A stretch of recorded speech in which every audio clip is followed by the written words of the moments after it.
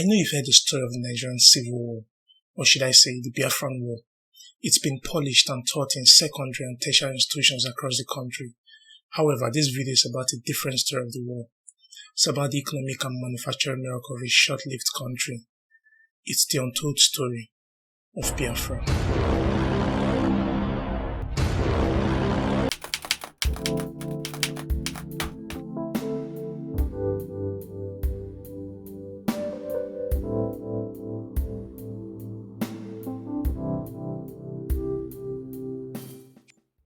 Did you know that Biafra was the first black nation in the world to design and mass-produce a rocket that was launched in Africa?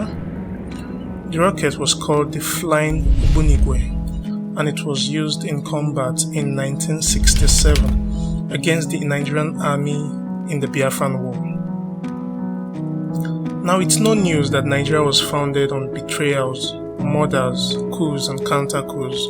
Put quite simply, Nigeria was founded in the worst possible kind of way. The three major ethnic groups, Hausas, Yorubas, and Igbos, were sworn enemies and perpetually on guard against one another. As a result of this bad blood amongst them, on Declaration of Independence on October 1st, 1960, there was a tussle for power. The Hausas ended up with the most important position when Alhaji Tafawa Balewa became Prime Minister, while Dr. Nnamdi Azikiwe, an Igbo man, became the first president of Nigeria. But the Igbos were not satisfied because as president, Dr. Nnamdi Azikiwe was only a ceremonial head of state.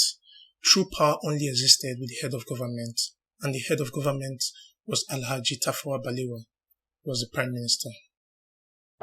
This dissatisfaction in the hearts and minds of the Igbos eventually led to the first military coup in the country, which was carried out in January 1966 by Igbos and brought in General Aguiyi-Ironsi, an Igbo man, to power. This coup became the first event in a series of events that ultimately led to the outbreak of the Nigerian Civil War.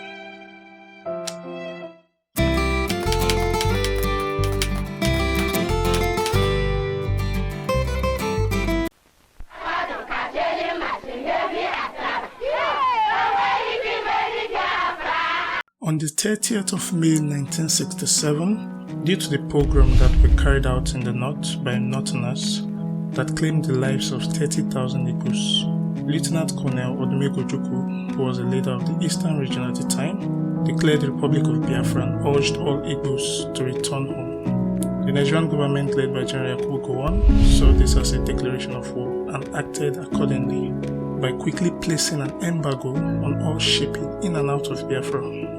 This meant that nothing came in or went out of the new republic, effectively declaring war on Biafra. At this point, the Biafran armed forces were poorly equipped and completely unprepared for war. In fact, the head of the Research and Production Organization of Biafra, Felix Orago, had this to say about the situation. When the war started, there was not a single weapon in a store or anywhere throughout Biafra. They only had knives and cutlasses, no guns, no bombs, no nothing. Without us, the war would have lasted only about 30 hours. Necessity soon gave birth to inventions, and before long, the Biafrans were able to boast of a series of domestically produced weapons for warfare. The most popular invention of Biafra was the Ogbunigwe, also known as the Ojukwu Bucket. It was a rocket-propelled missile that was initially designed to be used vertically for shooting down aircrafts. However, in the heat of the war, the Biafran army decided to try it as a horizontal missile, which meant that rather than aim it at aircrafts, they were aimed at the Nigerian soldiers. This improvised use of the Ogbunigwe had a devastating effect. As a result, it was mostly used in this capacity throughout the war. The Ogbunigwe was developed by the Weapons Research and Production Group, an arm of the RAP that was headed by Colonel Ejike Ogungneme Aganya. They were tasked with quickly coming up with an indigenous arms industry for the production of much-needed arms and ammunition. Due to the ongoing war, the group soon delivered on expectations, producing as much as 500 units of Ogbunigwe rockets per day. Apart from the Ogbunigwe, other military equipments that were produced by the RAP included the Biafran grenade launchers, the Biafran armored personnel troop carriers, the Biafran armored cars, The Biafran Red Devils, which were of 4 types, Type A, Type B, Type C, and Type D. The Biafran Armored Tank, the Biafran Mobile Artillery Machine, and the Biafran Bomber Aircraft. Most of these Biafran military equipments are on display at the National War Museum in Umuahia, the capital of Abia State, Nigeria. So, during the Civil War, because there was no other option, the Biafran government was able to develop a technology that allowed it to refine crude oil to satisfy the local demand for oil. Now, if you're unsure how impressive this is, then remember that some 50-something years later, the Nigerian government is still unable to refine enough crude oil as to satisfy the local demand, which is now in this current 2022. So what was this technology and how was it used to refine the crude oil?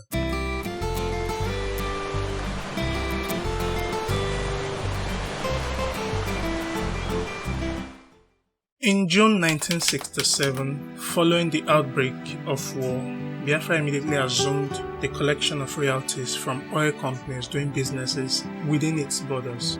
Shell BP, which was the biggest oil company in Biafra at the time, agreed to pay the royalties without protest, much to the disappointment of the Nigerian government. As a result, the Nigerian government reacted by placing an embargo on oil shipping in and out of Biafra. This meant that the Biafran government could neither raise revenue from the export of crude oil nor import refined oil for domestic use. Ojukwu immediately ordered the RAP to come up with a technology that will allow Biafra refined oil within its borders. As a result, the Biafran port was invented. The Biafran port, which is a huge cylindrical pot-like metal, had the power of refining crude. Rumor had it that it could convert palm oil into refined petrol and diesel. Why that is unlikely to be true? What is certain is that it was able to refine crude oil into kerosene, petrol, and aviation fuel for military and public use. To show you how significant this invention was, some 55 years later, Nigeria is still unable to refine crude oil for domestic use. Instead, it exports crude oil and then imports the refined products of crude oil like petrol, diesel, kerosene, jet fuel, etc., and at exorbitant and exploitative prices. Some persons have argued that this economic design of exporting crude oil and importing refined oil is not because Nigeria doesn't have the money to build adequate refineries that will allow her to refine enough oil to satisfy domestic demand and even some more for export, but instead they maintain this model because of the vested interest of the political leadership, many of whom possess their own oil wells and have built refineries in their names in neighboring countries, and so they export the Nigerian crude oil to their refineries abroad, refine it, and then resell it back to Nigeria in dollar, which is significantly higher than the naira. Talk about unpatriotism.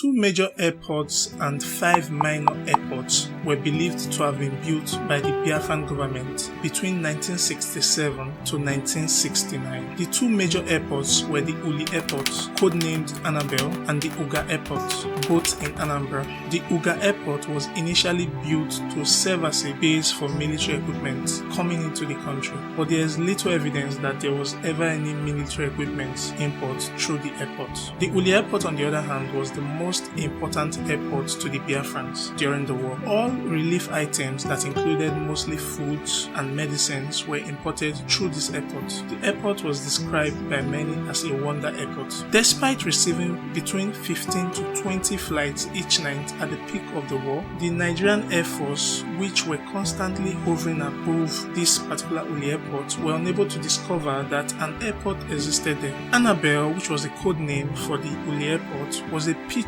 dark airport that was temporarily illuminated for a relief flight to land, provided the all-clear signal was sent. Most times, flights coming into the airport had to hover around at dangerously low altitude because the Nigerian Air Force were on alert. Almost every Easterner who survived as a refugee, every child who was rescued from all types of diseases, especially kwashiorkor, and many who lived to tell the tale and to continue the procreation of the Igbo race today owed their survival to the Uli Airport.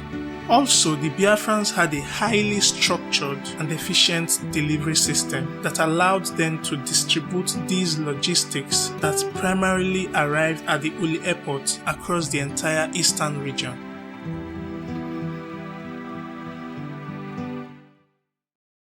And that brings me to the end of this video.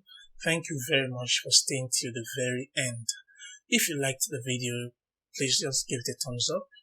And don't forget to subscribe and to click on the bell icon that you see down below. So till I cross your path again, stay safe and see you tomorrow.